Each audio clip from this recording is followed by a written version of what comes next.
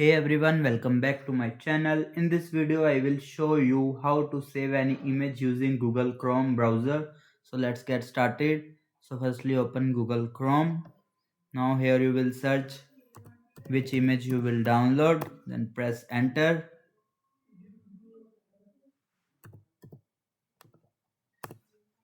Then go to images.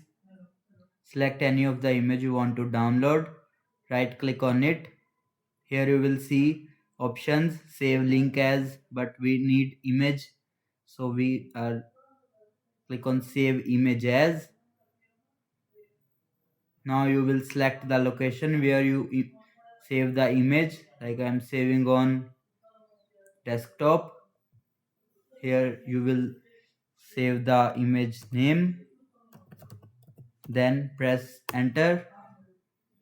Now you will see your image will be saved on desktop.